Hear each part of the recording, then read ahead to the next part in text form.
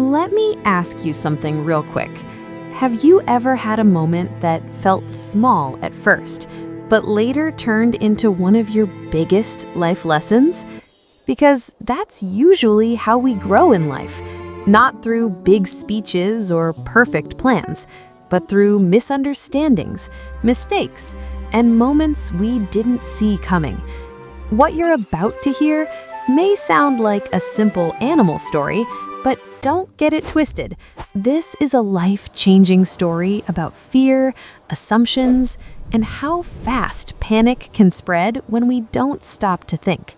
It's funny, it's relatable, and it carries a moral story that hits close to home, especially in a world where rumors travel faster than truth. So get comfortable and let's jump into the Great Park Panic.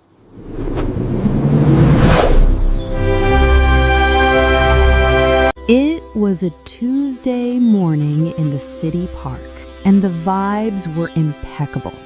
The sun was hitting the perfect angle, and the Wi-Fi from the nearby coffee shop was actually reaching the bench. Pip, a squirrel with a serious case of main character energy and a slight caffeine jitter, he'd accidentally eaten a discarded dark roast bean, was burying an acorn near the bike path. Suddenly, the vibe shattered. Pip froze.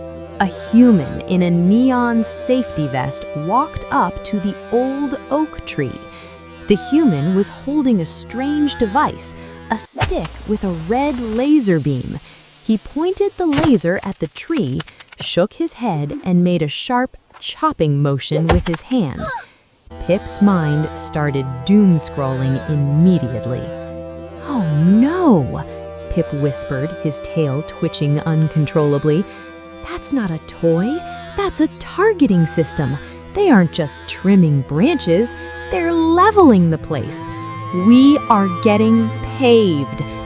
Pip didn't wait to see what happened next. He had zero chill. He turned around and sprinted. Pip scrambled up the hill, drifting around a corner until he almost crashed into Luna. Luna was a stray cat who ran the park with an iron paw. She was currently busy ignoring the world and grooming her tail on a warm rock. "Luna, emergency! We have a code red," Pip squeaked, breathless. Luna didn't even look up. "Pip, you're messing up my zen.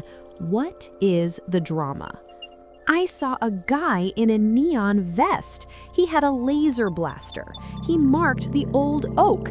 "It's over, Luna. They're turning the park into a high-rise condo with no pet policy. We'll be homeless by sunset." Luna's ears twitched. Her eyes went wide. "No pet policy?" she gasped. "But this is prime real estate. Where will I nap? Where will I judge people's outfits?" "Exactly. We have to run." "Wait," Luna hissed. "We need backup. We need Rocco." They raced toward the picnic area, where Rocco the raccoon was waist-deep in a very fancy trash can, searching for half-eaten bagels. "Rocco, drop the carbs! We are evacuating!" Luna shouted. Rocco popped his head up, looking confused and covered in cream cheese. "Evacuating? Why? Did they run out of bagels?" "Worse," said Luna, escalating the story. Pip saw a demolition crew, lasers, heavy machinery. The park is done. They're paving it all to build a giant parking garage. 500 spots, compact cars only. Rocco gasped, dropping his bagel. "A parking garage? That means no more trash cans. That's a recession for my stomach. We have to tell Barnaby." The three of them, the anxious squirrel, the dramatic cat, and the hungry raccoon, tore across the lawn like they were in an action movie trailer. They arrived at the pond, breathless and panicked. There, sitting on a floating log, was Barnaby. Barnaby was a turtle who had lived in the park since the 90s. He had seen it all. He moved slowly, thought slowly, and was generally unbothered by everything. "Barnaby, wake up!" screamed Rocco. "The apocalypse is here!" Barnaby opened one eye, slowly. "You guys are blocking my sun. What is the hype about?" "It's over, Barnaby!" shouted Pip. "Neon vests, lasers, demolition. They are paving the park right now. We need to migrate to the suburbs before the cement mixers trap us." The group began to spiral. Luna was already planning her goodbye speech to the pond. Rocco was hyperventilating about where he'd find his next burrito. Barnaby blinked. He stretched his neck out. "Hold on. Pause." The group went silent. "Did you guys actually talk to the human, or did you just see a vest and panic?" "We didn't have time for interviews, Barnaby. I saw the energy," Pip insisted. "The energy was destruction." Barnaby sighed the sigh of someone who had dealt with too much drama. "Let's just go look before we run all the way to New Jersey for no reason." Reluctantly, the group followed Barnaby's slow, steady pace back to the old oak tree. They hid behind a large bush, hearts pounding, peeking through the leaves. The human in the neon vest was still there. He was holding the stick with the laser. But now another human walked up, holding a clipboard. "Hey, Dave," the second human said. "Is the measurement done?" "Yeah," the guy with the laser said. "The laser measurement shows this tree is perfectly wide enough. We don't need to cut anything." Pip, Luna, and Rocco leaned in closer. "Perfect," said the clipboard human. "So we can fit the new flower bed right here? The one for the butterfly garden?" "Exactly," Dave smiled. "It's gonna look sick for the summer festival." Silence fell over the animals. The laser wasn't a weapon. It was a measuring tape. They weren't building a condo or a parking lot. They were planting flowers for butterflies. Pip froze. He felt very small.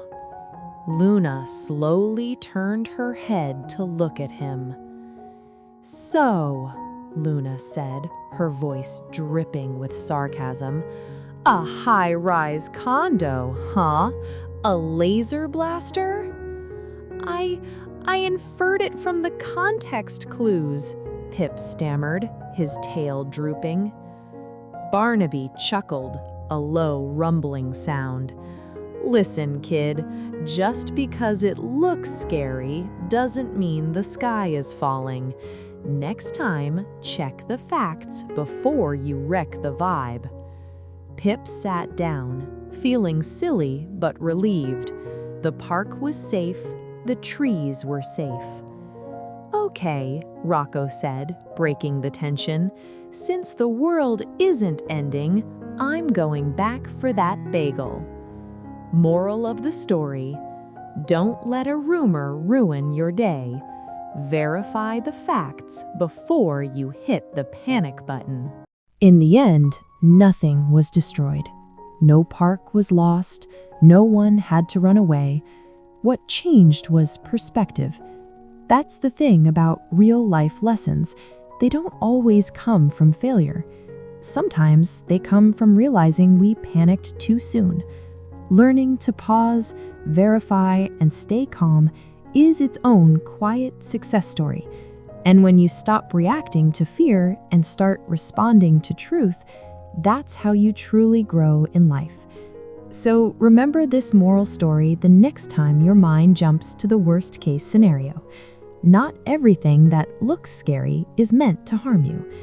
If this life-changing story made you think, feel, or slow down even a little, don't forget to like, share, and subscribe for more stories that matter.